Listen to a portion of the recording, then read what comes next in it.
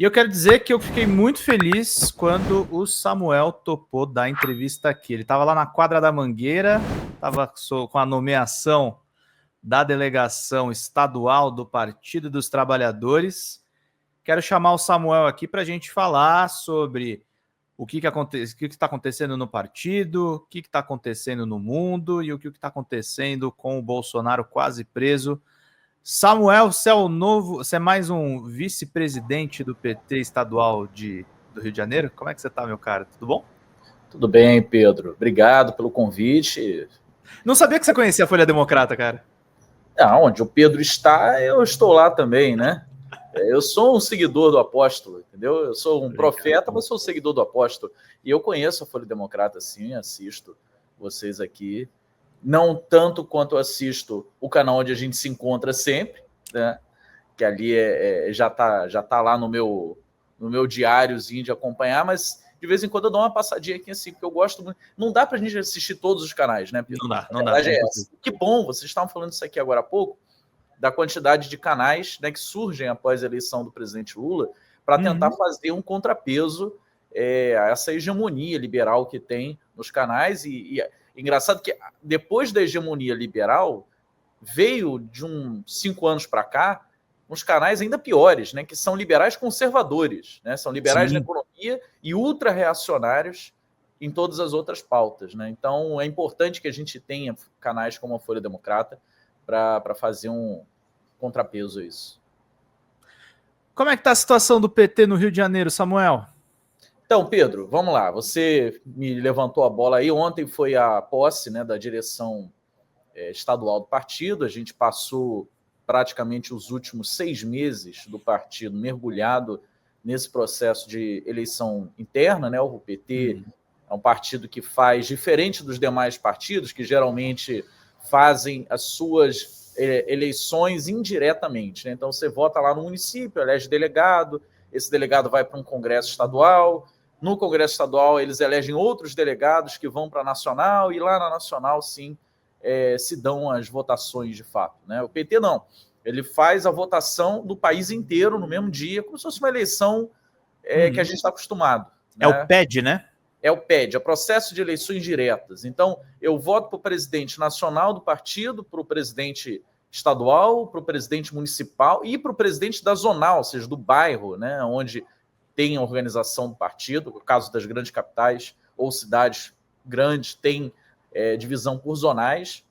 E além de eleger os presidentes, eu elejo também chapas para a direção. As chapas é no modelo proporcional, né? Então, vamos lá, tem 60 vagas para disputar. Quem fizer mais de 50% dos votos vai levar mais de 30%, né? E quem fizer 10%, nesse caso, levaria 6 vagas, algo assim, na proporcionalidade. Então, o que acontece é que o presidente, ele é eleito no modo majoritário, e a direção, né, os restos, os demais cargos, né, do partido são eleitos na proporcionalidade. E esse foi o caso que me levou à vice-presidência do partido aqui no Rio, no estado do Rio de Janeiro. Nós compusemos uma chapa no finalzinho do ano passado, um acúmulo, né, que vinha tendo de diálogo com vários outros companheiros. A nossa chapa fez um recorte muito específico da militância. Basicamente, nós juntamos pessoas dos municípios do interior do estado. Né? Quem segue lá meu Instagram deve ver que vira e mexe eu estou rodando em alguma cidade, tem uma foto, um vídeo, enfim, na cidade do interior do Rio de Janeiro. Juntamos alguns também da Baixada Fluminense, né, que é uma região aqui da região metropolitana do Rio, e preferencialmente na capital, para não dizer totalmente, porque temos sim valorosos companheiros em pequeno número, né, da Zona Sul, mas a esmagadora maioria dos militantes da nossa chapa aqui no Rio são da Zona Oeste e da Zona Norte, especialmente da Zona Oeste, onde nós ganhamos também a presidência de 2 zonais, né? Aí, Zona Oeste, para quem conhece um pouquinho do Rio de Janeiro, você tem zonal em Campo Grande, em Bangu, em Santa Cruz, né, que são bairros gigantescos. Campo Grande tem mais de 500 mil de habitantes, é um bairro só, não é uma cidade. Então, a gente ganhou 2 zonais ali, além do espaço. Nessa hora a gente vê como o Rio de Janeiro tem gente, né, bicho? Tem muita gente, tem muita gente. E aí é uma realidade totalmente diferente. E aí eu vou avançar aqui no ponto.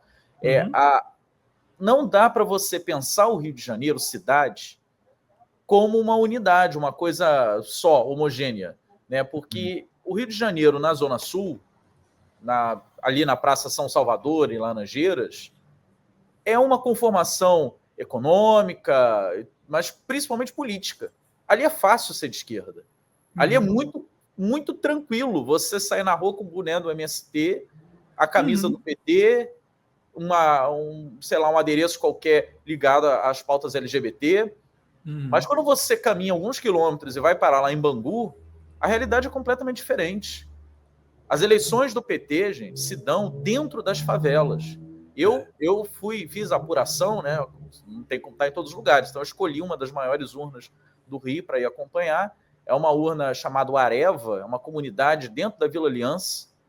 E você faz a eleição, a rua fica cheia, parece aquelas eleições dos anos 90, que era voto no papel, né, e tal. Isso já entrega um pouco a minha idade, mas enfim. Que era aquela coisa, aquela festa, um monte de bandeira, não sei o quê. A eleição do PT movimenta da mesma forma. A minha urna, só na urna que eu acompanhei, foram 1.600 eleitores.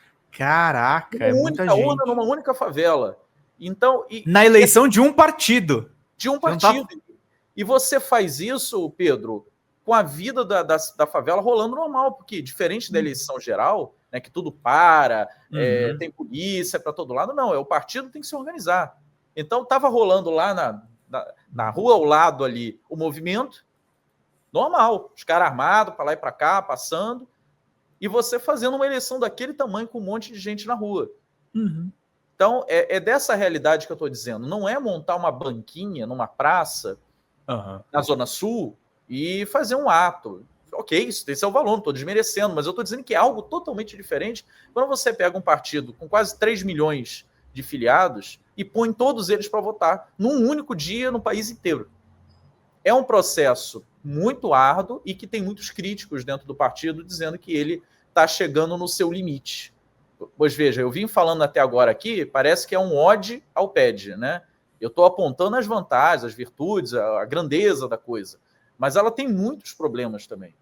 Tem gente que defende hoje que o PED se esgotou e que é o caso de voltar ao padrão dos partidos de esquerda, que é o modelo congressual, que é o filtro, né? O funil. Você vai diminuindo. Enfim, tem defensores para os dois lados. O que eu destaco apenas é que a minha chapa, né, a minha vice-presidência, é a vaga que coube a minha chapa. O Rio de Janeiro ficou dividido entre dois grandes blocos, né? A chapa principal do Washington Cacoá, que é o prefeito de Maricá, e uma outra chapa, apelidada de Chapão, né, que tinha vários deputados lá, Lindbergh, Benedita, André Siciliano, Raimon, enfim, vários outros lá. E mais umas 7 chapas no meio. Nossa, era chapa pra caramba. Chapa pra caramba. Sabe, se pensar... Nova Iguaçu é a cidade da região metropolitana do Rio, da Baixada. Teve 19 chapas. 19? E 12 candidatos a presidente, porque a eleição do presidente... Puta que pariu, Samuel. Como é que isso funciona, cara? Não funciona, porque lá são 36 os membros do diretório e 17 chapas têm vaga, porque todas conseguiram fazer o mínimo para entrar. Então, a gestão disso, numa gestão proporcional, vai ser um caos. Vai ser um caos. Mas, assim, no estadual não ficou tão complicado. Embora tenham tido 7 chapas, nem todas conseguiram alcançar o número para ter membros, né, na executiva do partido. E algumas que alcançaram, enfim, nas negociações ali, porque depois que fecha o número, você tem que sentar com um coleguinha e ver, e aí, você vai para qual cargo? Eu quero ir para tal. Então, faz o seguinte, eu te apoio para tal coisa, você tem esse momento pós, né, eleição. Você tem a vaga na executiva, mas você não sabe qual cargo. O único que sabe o cargo é o presidente, que foi eleito para ser presidente. Os demais são todos membros da executiva. Então, o pleito do meu grupo era a Secretaria de Formação do partido, questão mais ligada à minha trajetória pessoal, mas, enfim, foi sendo feito um debate com os demais companheiros e entenderam que eu poderia contribuir na vice-presidência, né, com foco mais pensando no plano de governo do partido para a eleição estadual do ano que vem. Então, nós temos um pré-candidato colocado, né, para governador do estado do Rio de Janeiro, embora as pesquisas insistentemente não coloquem o nome dele, né, que é o ex-prefeito de Maricá, o Fabiano Horta. É um cara que foi eleito com mais de 92% de aprovação em Maricá. é um recordista nacional de votação. É uma cidade muito complexa, cidade com agora mais de 200 mil eleitores. A cidade que tem, enfim, um laboratório, né, de políticas públicas do PT, é referência nacional em tudo que você possa imaginar. Lá, moeda social tem, transporte completamente gratuito tem, rede de atendimento básico universal tem, a renda, né, universal. Então, assim, na pandemia, Maricá foi a primeira a se resolver, porque já tinha renda universal. Suplicy, inclusive, ontem foi internado no hospital em Maricá, porque eles estavam num congresso internacional de renda básica em Maricá. Então, tudo isso é uma construção, né, que o nosso candidato, pré-candidato, né, tem que falar direitinho, nosso pré-candidato ao governo do Estado tem o DNA dele ali. É óbvio que a gente está aberto para diálogo com o prefeito do Rio, né, Eduardo Paes, que, se vocês olharem as pesquisas, é um franco favorito nesse momento. Uma pesquisa é retrato do momento, né, não é do futuro. Estamos dialogando com ele, há uma possibilidade de compormos no partido com essa candidatura, trazendo ela tematicamente para pontos que são de interesse da esquerda, e a construção disso se dá pelo um programa de governo. Independente de se teremos ao final a candidatura ou uma vice-candidatura, né, candidatura a vice, é importante que isso se dê não em torno de favores, mas sim em torno de ideias. E é a construção desse programa de governo que vai nortear essa relação, e cabe à minha vice-presidência tocar essa pauta. Fala, pessoal da Folha Democrata, aqui é Pedro Zambarda, editor do canal, falar um pouquinho a respeito da necessidade de vocês financiarem a Folha Democrata. Gente, a Folha Democrata é financiada através de um Pix chamado Folha Democrata, é o endereço do Pix, né? folhademocrata@gmail.com. Nós precisamos do nosso jornalismo financiado por vocês que são do nosso público, porque nós passamos vários perrengues aqui com o YouTube, vocês sabem muito bem. E mesmo assim, graças a essa comunidade muito unida, a gente conseguiu fazer lives históricas, acompanhar praticamente ao vivo a campanha do Guilherme Boulos, trazer informações exclusivas a respeito de Gustavo Gayer, de Olavo de Carvalho, de todos os bolsonaristas, combater as fake news e tudo o que a gente acompanha. Por R$80 no nosso Pix você ganha um curso de roteiro para série, o que é muito importante se você é artista, roteirista, se você lida com essas práticas da economia criativa. Outra forma de você colaborar também é se tornando membro aqui do nosso canal.